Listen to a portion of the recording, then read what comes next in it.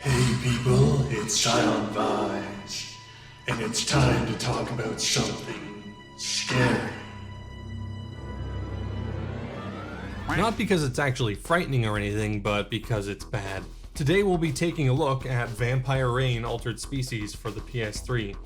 Vampire Reign Altered Species is a stealth action game which also tries to be horror that apes off of Metal Gear Solid and Splinter Cell in a lot of ways.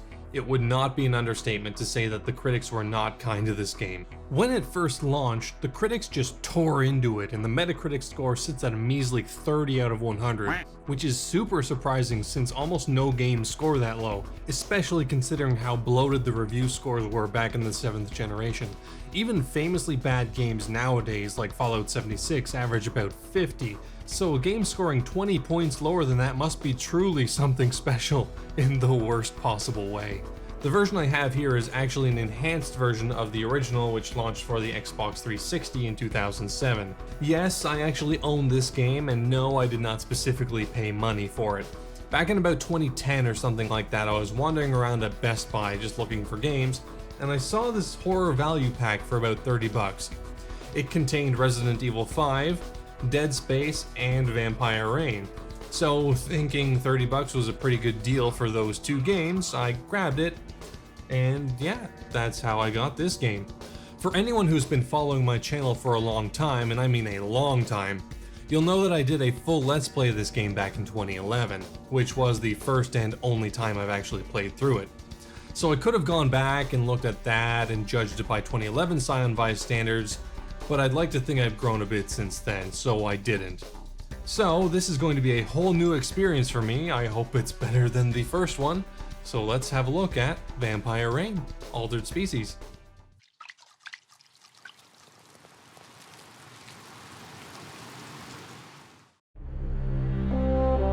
The game opens with a pre-rendered cutscene, and there really isn't too much to say about it, at least on a production level. It doesn't look great even for an early 7th gen game. It's got that look that many 7th gen games had, where everything kinda looks like plastic, and the lighting is super weird, trying way too hard to be tense and suspenseful. We get introduced to our main cast and protagonist here, starting with John Lloyd, who I believe won the award in high school for most generic name, Claire Kelly, the spunky firecracker who bites off more than she can chew, Hank Harrison, the experienced captain with a chip on his shoulder who miraculously doesn't die right away, and Dwayne Hansen, the Otacon of the group. This is my first mission against the Nightwalkers, but it won't be my last. Oh, buddy. You're gonna die. This is the group you're going to be in contact with the most throughout the game, and if you couldn't tell, they really aren't the most interesting characters. They don't really grow at all, they're very firmly defined by their archetype, and they don't really contribute much worthwhile. The villains, who I won't go into detail about now, are very similar in that regard. Flat, boring, about as deep as a piece of paper. All of these characters do what they're supposed to in order to move the story forward though. Very few of them are what I'd really call useless, but they're very underwhelming and hard to care about.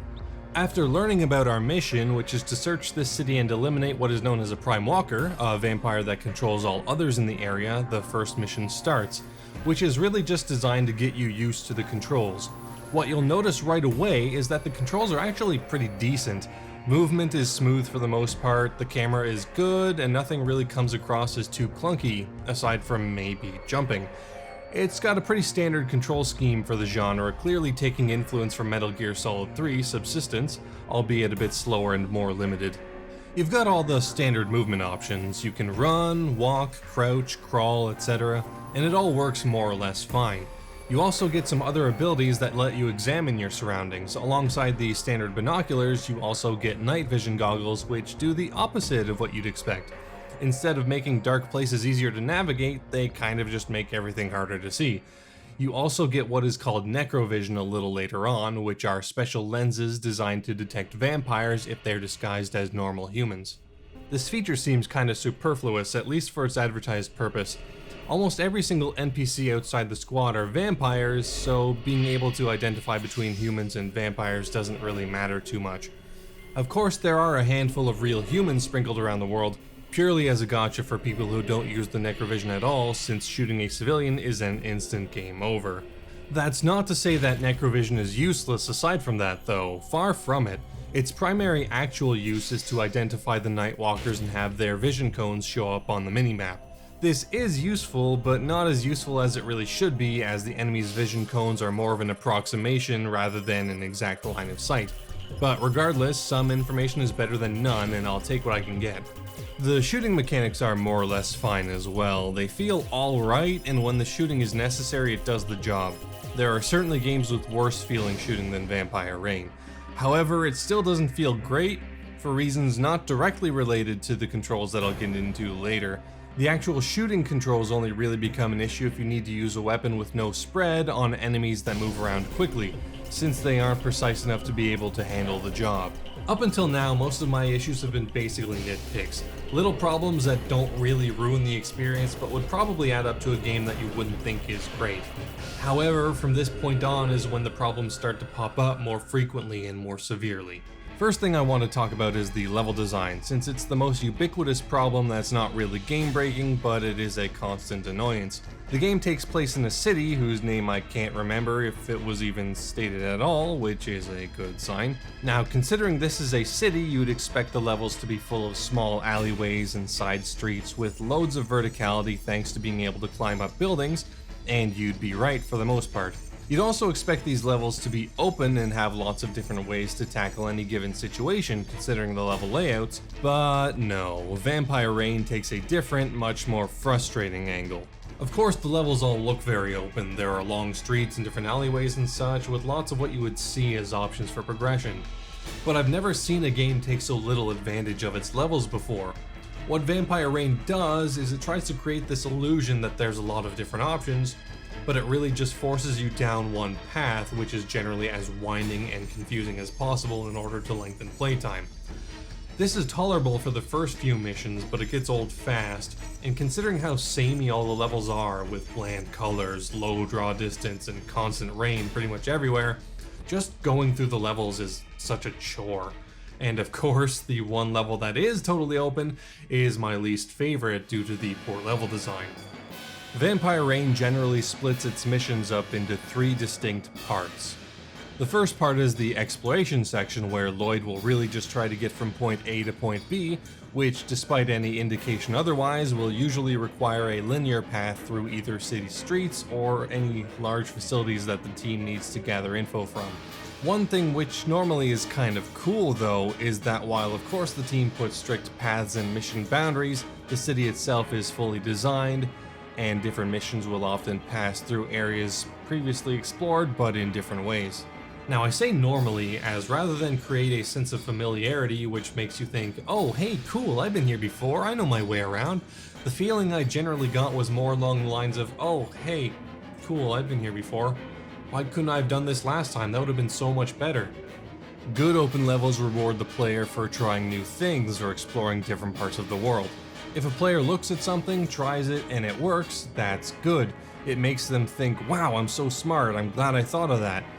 And it makes the whole experience better, but Vampire Rain, again, does the opposite.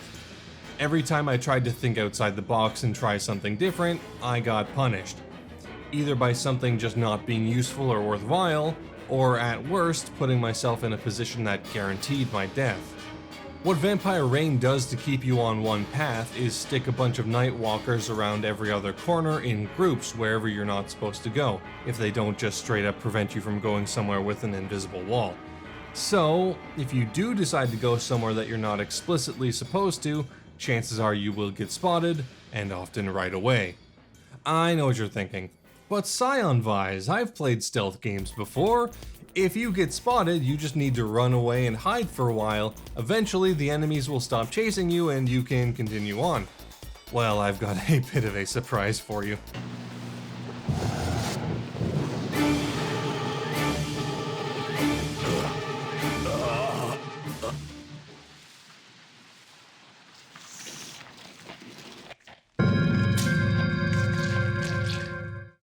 Yeah, you saw that correctly. I was spotted by one enemy, it immediately chased me down, hit me once for 90% of my life, which sent me ragdolling, completely helpless to stop it from hitting me again, causing a game over.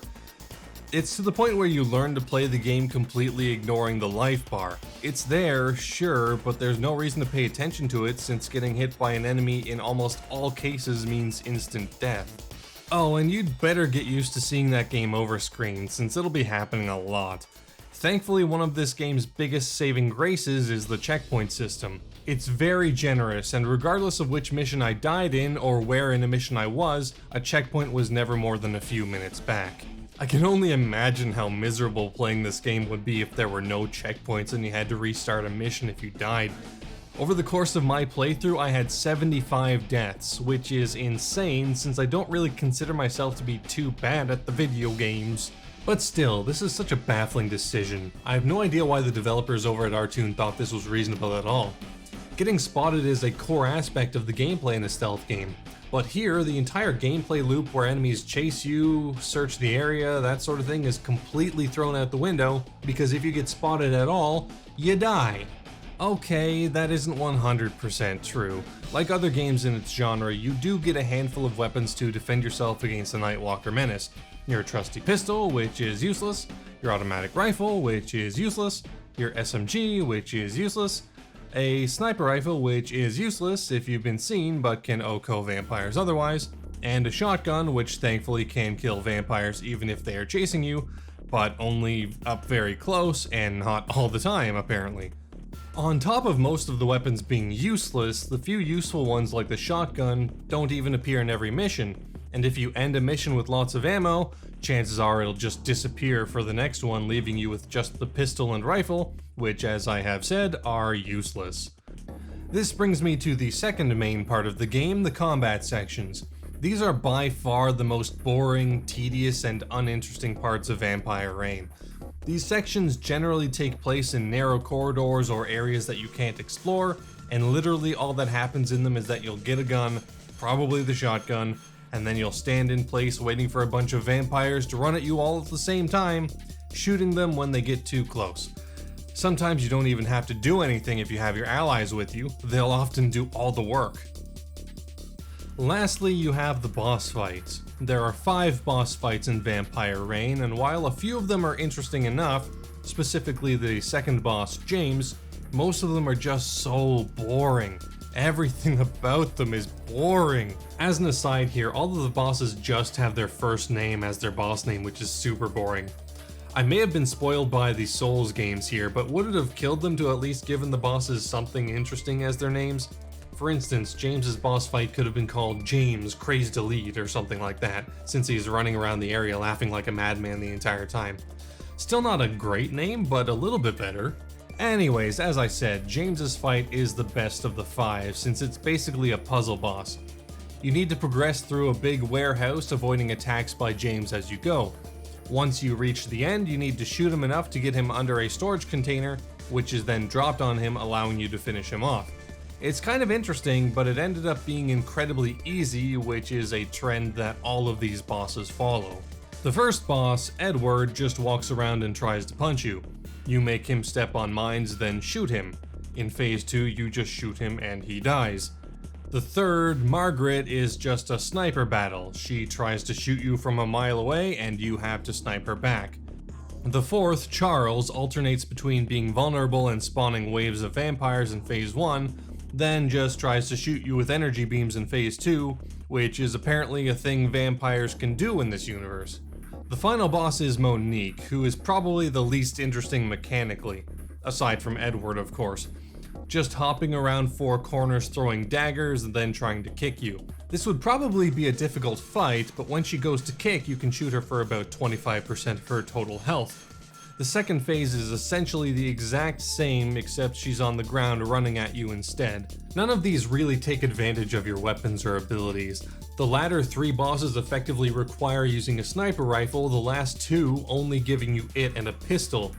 I really wish they would have been a bit more ambitious with them. The third fight against Margaret in particular would have been so much more interesting if she could have turned invisible or something and you were required to use the necrovision to actually see her and shoot her. One funny thing about these bosses is how easy they are compared to the rest of the game.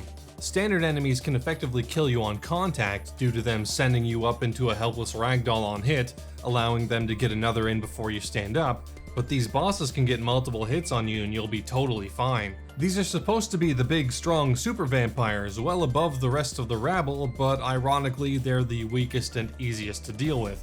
You know how I said I died 75 times throughout this playthrough? Well, only 3 of those deaths came from the bosses, all 3 from Monique. Now, there is one more important tool you get in order to fight the Nightwalkers, only usable in the exploration sections, which is an ultraviolet knife. This ultraviolet knife is used to stealth kill enemies you sneak up on. This is a godsend, since fighting enemies head on will just get you killed, so being able to sneak around and just take them all out is such a big boon. At least that's what I'd like to say, but the knife has ammo. Yeah, you get limited uses of your stealth kill knife, so even if you're good at sneaking around, there's a good chance you won't be able to do anything with that. Of course, it's not all bad. Like other stealth games, if you do sneak around properly, you will eventually hear enemies talk to each other, and I do like hearing what sort of banter they have. I love the night. I hate the rain, The night air is heavy and sweet. but I hate the rain. The rain will eventually stop. The night will eventually become day. What even is this line delivery though? I can only imagine what went on in the recording booth with the voice director. So we've got this horror game here and you're playing one of the random vampires. So you gotta sound strong and imposing, like you're really a deadly creature trying to take over the world. But the hitch is you hate the rain. It dulls your senses and it prevents you from being the real deadly killing machine that you know you are. Got it? I got it. Good. So now, show me the magic. I hate the rain. You can even hear where the sound editor tried to edit out a flub, but did it in the middle of a word. Wow, it's so obvious. Why can't I get a job doing audio for a game studio? If someone got paid for that, I should be a millionaire. This tangent brings me to the audio overall. It's actually pretty good. Have a listen to this clip here.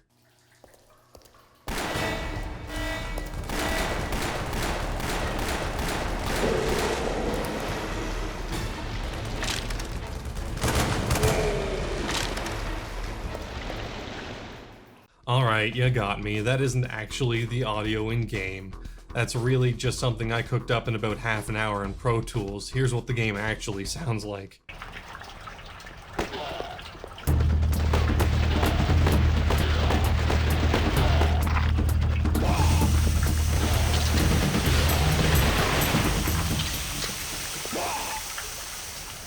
And this isn't even the worst of it. Some of the screams the enemies do sound like they were recorded using pure distortion, almost like the person recording had never heard of clipping before. Like, listen to this small section from Edward's boss fight.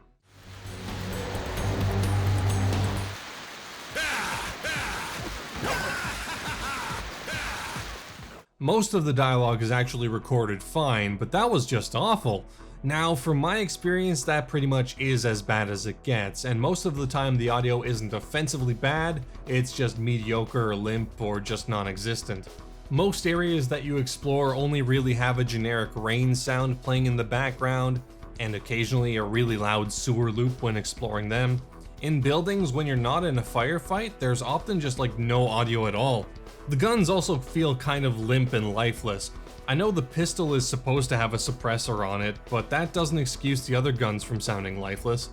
And the guns not sounding good is a huge contributor to the guns not feeling good.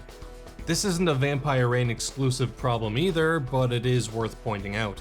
Thankfully, the music here is actually pretty decent. It's about as unoriginal as any music can ever be, very much just copying Metal Gear and Mission Impossible wholesale, but it at least sets a mood and a few tracks actually sound pretty good. Even then, I don't really have any standout tracks to show here. Overall, the visuals are along the same vein as the pre-rendered cutscenes. They don't look great, very plasticky and dull. Probably not the worst looking PS360 game out there, but yeah, there were PS2 games that look better than this. The main cast's character models aren't too bad, their animations are stiff and uncanny though, but it's when you look at the enemies where you really see how low quality all this stuff is. They reuse models all the time, those models are really low poly and all have awful textures too. There is this one really cool visual frill just before the Charles boss fight, and it's a shame that it wasn't used in a more interesting way. It's just a transition between cutscenes. At this point, I'll be talking about the story in general here, so if you actually care about spoilers or don't care at all, I'll put a timestamp about here that you can skip to. Anyways, let's go. So we know we're supposed to be taking out the Prime Walker and saving the city from the vampires that inhabit it, since killing the Prime will eliminate all the lesser vampires that it had created. But first we need to make contact with the advance team, which was set out to scout out the area before we had arrived. Unfortunately, it seems like the advance team was detected and were all slaughtered. Thankfully, the advance team did find out some good information. They found the location and face of the Prime Walker, Edward, so the team heads out to take him down. After locating Edward and taking him out, who we thought was the only Prime, we learned that there are more Prime Walkers in the area, and our boss back at the acronym agency tells us that we have to eliminate all of them. This little detail is fairly surprising to the team, however, since common knowledge on the Nightwalker behavior is that in any given city, there is to be only one Prime.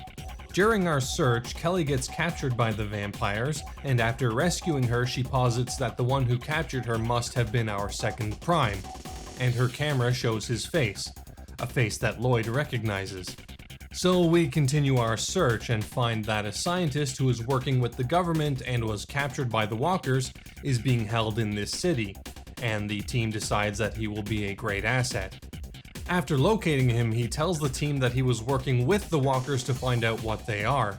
He says that he has a theory based on the fact that Nightwalkers can't reproduce and must spread through biting human victims. Now, what that theory actually is never told in-game. Of course, Lloyd, being the video game protagonist super genius, calls out the doc by saying that he can't have a workable theory based on 2 rules, for some reason he needs 3. Anyways, after rescuing the doc, we have our fight against James, and the story starts to really speed up from there. Turns out that someone knows about the squad's presence and is trying to take us out. Someone planted a bunch of bombs around the team's vehicle and we needed to disarm them all. After doing that, congratulating ourselves, we head back to the van to find out that dun dun dun, Hanson is dead. Now, this death is super suspicious, but nobody seems to pay too much mind at the moment. A second group of enemies, because there is always a second group, shows up and tries to kill our team as well. But they're strange because rather than being cold undead like the Walkers, these figures have body temperatures above that of normal humans. These guys act as your normal shooter enemies. Rather than running you down and OHKOing you, these guys shoot at you doing small amounts of HP each time. They're still dangerous, but at this point the game takes a significant dip in difficulty since your main enemies can't insta-kill, and you're much more likely to have weapons to deal with the Walkers when they do show up. However, low on ammo and unable to establish contact with HQ, the team starts to get a little desperate. So we wander through Walker-infested quarries to find a stash of weapons and munitions that the advanced team left behind. After finding this stash, we get ambushed by the third Prime, Margaret, and we take her out. But it turns out that Kelly was a traitor, and she was the one who killed Hanson and cut off all ties from HQ. Not only that, but this whole mission to eliminate all the Prime Walkers was ordered by a rogue agent in the acronym agency in order to start a war that would force all the world's governments to eliminate all vampires. Thankfully, Harrison figured all this out as well and rigged Kelly's sidearm to blow when she tried to kill off the other members of the team. With her out of commission, it's up to Lloyd and Harrison to stop the rogue force and save the city. Honestly, this was not a bad twist. Kelly's motivation to kill all vampires was established pretty early on, albeit in just one throwaway line during the opening cutscene, where she says that her brother was killed by them years earlier. Hanson's death was also pretty suspicious, considering he always knew where everyone was at all times and never attempted to defend himself, suggesting that the one who killed him either did so without his knowledge or while his guard was down. So kudos to the writers for actually penning a decent turn. So we head into the last Prime's lair to stop the rogue agents from killing the Prime Walker by killing them. So now it's up to us to kill the last Prime Walker for some reason. Charles is attempting to perform some ritual called the Ritual of the Sun and the Full Moon. This is never explained in any way. What it does, what it is, what it means for people and vampires, nothing. We're just expected to think it's bad because it's a ritual and the vampire is doing it, so we kill Charles. None of these Prime Walkers are interesting as characters either. Edward isn't anything, Margaret is just the token woman, Charles is basically just the lead singer of an emo band. James, again, is really the only interesting one, and it's just because of how different his fight is from the cutscenes. In scenes with the Prime Walkers together, James is portrayed as the strong, silent guy who's super focused on doing what he needs to do, but in his fight he runs around laughing like he's a maniac. Of course, the main thing that's interesting about him is just this contrast, but I'll take anything at this point. But whatever, all the primes are gone, so the city is safe, right? Well, yeah, but the story isn't quite over. There's one last thing we need to take care of. Throughout the story, you'll be seeing these little side vignettes of a little girl and another vampire from apparently hundreds of years prior.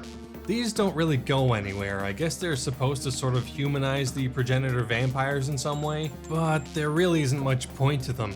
It's always the same scene too. Guy walks up to a vampire girl chained up, who was probably put there to be killed in the sunlight, and frees her. Of course, this was just used at the start to establish the final encounter, showing that Monique and Hessler exist rather than just have them show up at the end for no reason. Monique and Hessler really don't matter to the overall story at all.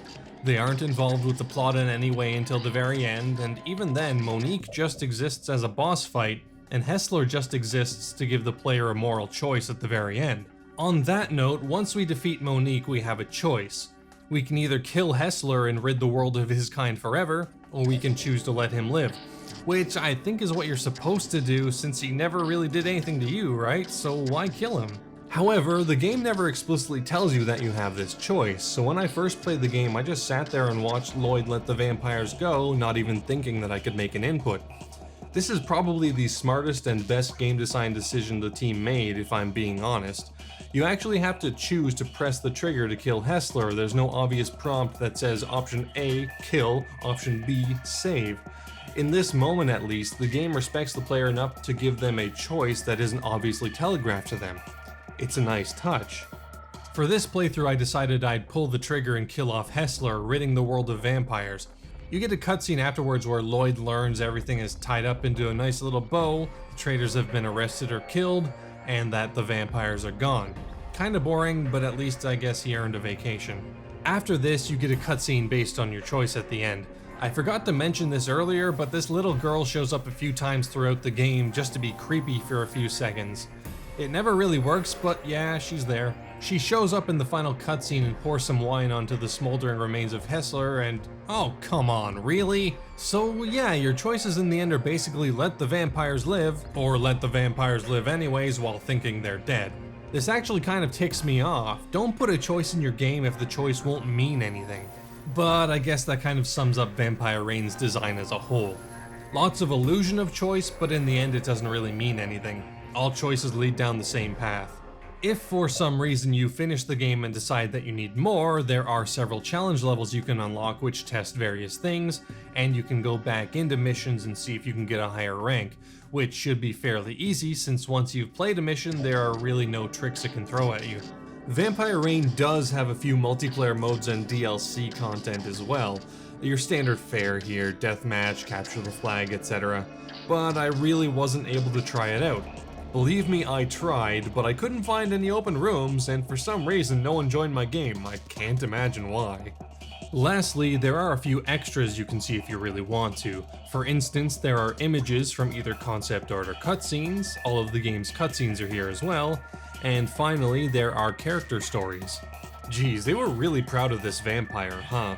This only appears in one part of the opening cutscene, but I guess they liked it so much that they thought I'd like to see it again in still image form. It's really not that great, guys.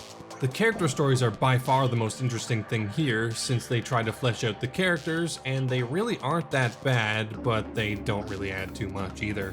They do tell the characters' backstories, but you could probably guess those backstories after the first cutscene in the game. There are a lot of words here, but they really don't say much. What's super weird about these is that they don't have character stories for any of the Prime Walkers aside from Hessler, but they do have a story about the one woman who only existed to get killed off in the opening cinematic. I don't know why her story needed to be told, but Charles or Monique's didn't, but whatever, I'm not a game writer. Finally, there are also medals scattered around the levels that you can collect. I haven't grabbed them all, so I don't know what it unlocks, but I'm sure someone has. I was never invested enough in the game to attempt most of this stuff, but it's there for you if you really want it. I'm sure many people here have been wondering why I've been ignoring the elephant in the room, and I guess it's about time to address it. Vampire Reign Altered Species released for PS3 on September 2nd, 2008. Metal Gear Solid 4 Guns of the Patriots released on June 12th, 2008. I've been ignoring this fact for a reason, since I could just compare these two games together and all the criticisms would be exactly the same. Of course Metal Gear Solid 4 is a better game in every way, sound, visual, storytelling, level design, everything. But ultimately, it just doesn't matter.